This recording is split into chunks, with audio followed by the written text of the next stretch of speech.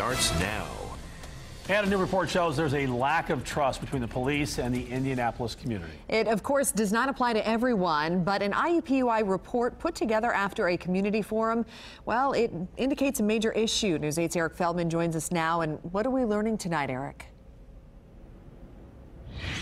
Well, Brooke, I remember at the forum that I went to in late May, there were people who told me that they believe that relationship is the worst that it's ever been. City County Council President Vop Osili did not want to go that far today, but he says that the report shows that there are certainly, there's a lot of room for improvement on both sides. See red and blues, that does not feel like peace. Over the past year, tensions flared. I'm upset, I'm mad, and I'm tired. And shined a light on police-community relations in Indianapolis. Get no justice, y'all don't get no peace. It stemmed from two IMPD officers shooting and killing an unarmed black man, Aaron Bailey, last June. And then this May, a merit board ruled the two officers should not be fired. It led to this: forums for police and the public to talk about the state of the relationship. The first meeting was in May. Members from IUPUI took notes as people had an open, honest conversation. They created a report, one we heard about on Wednesday. A major issue for both police and the public: trust. I'm being tagged in a broad brush. And how do you look at me as a human versus an encounter?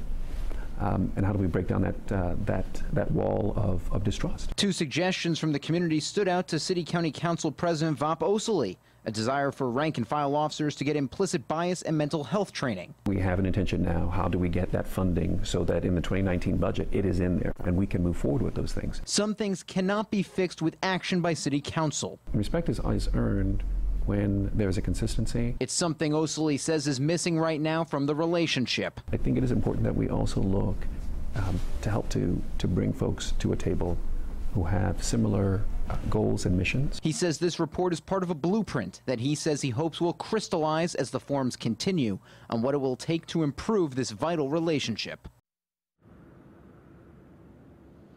Osili says that there was a survey conducted at the last meeting where everyone was asked if they thought that this series of meetings could create change. 30% said that they were hopeful, 40% unsure, 30% believing there was no hope.